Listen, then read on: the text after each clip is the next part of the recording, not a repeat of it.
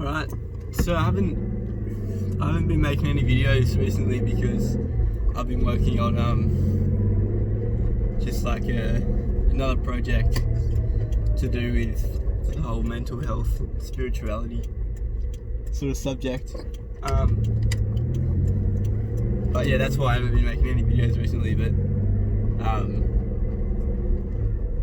yeah, I'm really keen to be able to one day release this project because I think it's something that a lot of people will benefit from, and at least just give them an insight into this kind of world and the benefits of it, I guess. So this one is going to be all about the ego, all about the me, I. So I guess I'll just start from the beginning. What is the ego? Well, it's your primary interface with reality. It's your story of who you are, of who you think you are, of who other people think you are, of who your parents are, of who your parents think you are. It's this story, this identity of the body and of the mind, and it's a label given to that combination. So for me, my name's Morkai, so my ego is Morkai and my body is Morkai because I'm known as that. I'm not known as anything. And then labels and identities form, and people attach them to their ego. So I might be known as that dude who does fucking trippy spiritual videos on YouTube or whatever. So yeah, egos are it's this sense that I am your sense that you are aware of your own being. Like, you're aware that you're alive and that you're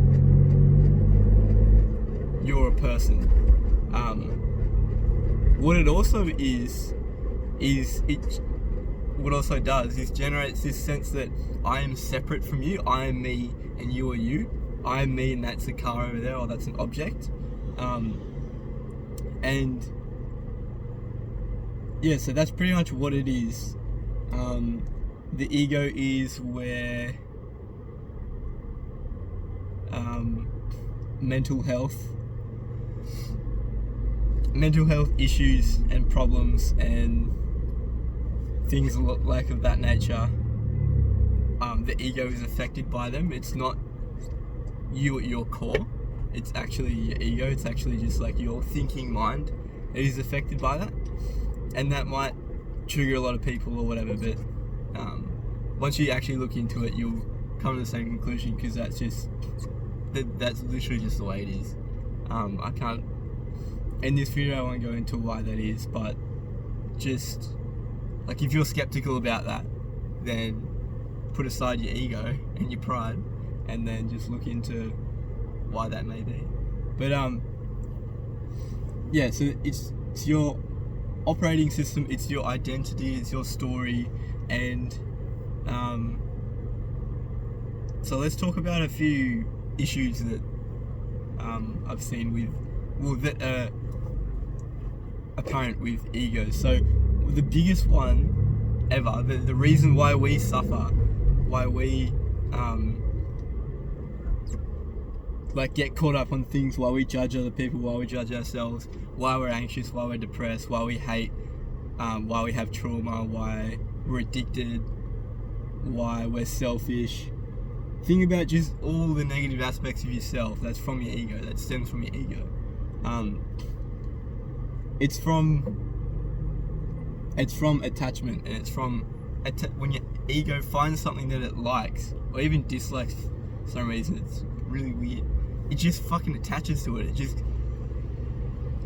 It's just desperately trying to seek validation and prove that it's real by attaching to anything it possibly can. And then that fucking, through that attachment is where we suffer. So like, say if I'm walking down the street and I trip over and just fall fucking flat on the ground. And then it's like someone laughs at me and goes, "Oh, you fucking idiot." If I hold on to that, if I let my ego hold on to that, and so every time I think about it, I get fucking really anxious and embarrassed and upset, and I go, "Wow, that sucked. That was so shit. They're judging me. Oh, rah rah rah." Then I'm just letting my ego inflict suffering on me, when all I did was fall over and someone found it funny, which fucking fair enough. That's all I wish I could do that for more people, to make them laugh. Like that's all it's doing. All I'm doing is like potentially hurting myself. Yeah, that would suck if I hurt myself like actually badly. But if I ended up making someone laugh, then that's awesome. That's sick. If they think that I'm a fuckwit, or that I'm like whatever negative word you want to put in there, then that's their problem. I don't care about that. But see how the ego normally would be like,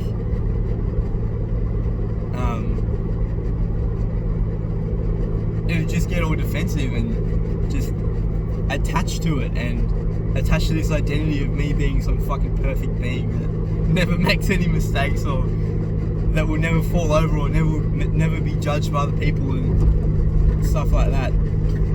So yeah, attachment is it's the reason why we suffer. Like I guess the ego is, but an attachment to the ego, when you are attaching to your ego, when you're caught up in this false identity of who you are, that's where we all go wrong. But there's no one to blame, because it's just been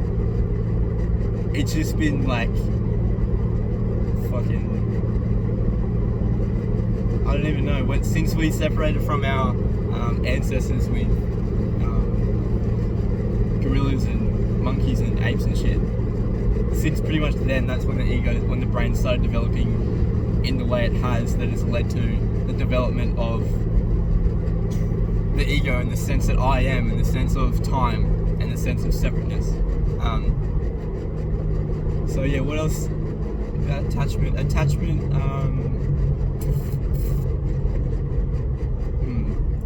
I always do these videos with like a rough topic in mind, but I never structure it. I kind of just let it come out and see how it comes out, I guess. Attachment. Having a mind blank. I think it's just because I'm thinking.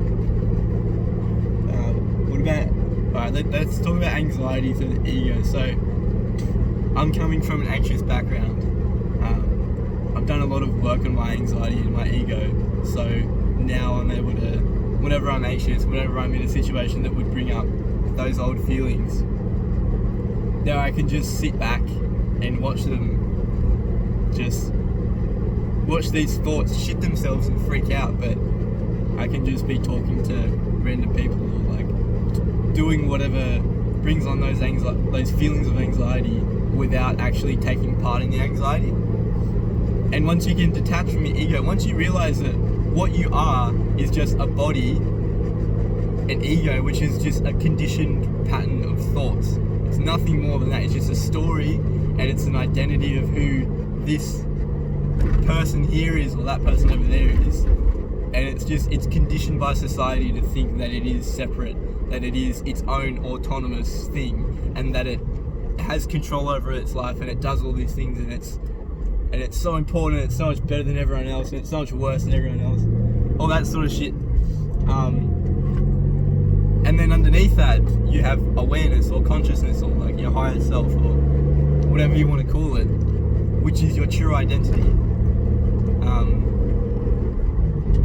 So yeah, but yeah, the anxiety, for me, I find it easy, especially in the beginning when I'd work on it, to in a way just like, actually what I would do is, they would come up and I'd just look at them front on, like just head on, just be completely open to what's going on, and go, why am I freaking out? What's going on? And then you observe what's going on, what is actually happening. Piss off all the judgment, piss off all the assumptions, stop judging people, stop assuming that this person is going to do that. You have no fucking idea whatsoever. can't predict the future. There's infinite outcomes for every single infinite event to ever occur ever. So there's no point trying to predict anything. Yeah, I went too deep on that one. I lost where I was. Observe your surroundings and realize what's going on. Realize that it's you getting freaked out about something that might happen, something that has the potential to happen, because there's infinite potential. There's infinite situations that are always unfolding with infinite ways that they're going to unfold. But just understand that the way that you think it's going to happen, it's not going to happen that way. It might happen sort of in that rough ballpark. Like, for example, yesterday I was eating an apple at work, and it was so quiet that I ate a whole apple and threw it in the bin without serving one. But halfway through the apple, I realized, I just had a feeling. I was like, I'm not going to serve anyone while I'm eating this apple, but I know that it's not going to play out exactly that way. I know there's going to be a little twist at the end. And what happened was, as soon as I was taking my last bites, I saw a car pull in, which looked like it pulled into our car park, and I was like, yeah, classic, I'm going to throw it in the bin, and then they're going to walk in, threw it in the bin, and then I didn't serve anyone from that car, because that car would have just driven past, but it just looked like it did. But that's just an example of that. But when you let your ego rule your world, that's when you're suffering. When the ego is primary, when you're thinking, when you're talking to yourself in your head, when you're constantly analyzing every little thing, ripping things apart, boasting about things, building things up higher than, bigger than they actually are, bringing yourself down, bringing others down, all that bullshit, that's the ego, that's suffering, that's the suffering of the ego. And it's inherent to everyone's life until you can reach a stage where that becomes primary to a degree, where it's mostly secondary, when it's mostly the secondary working mechanism in your brain.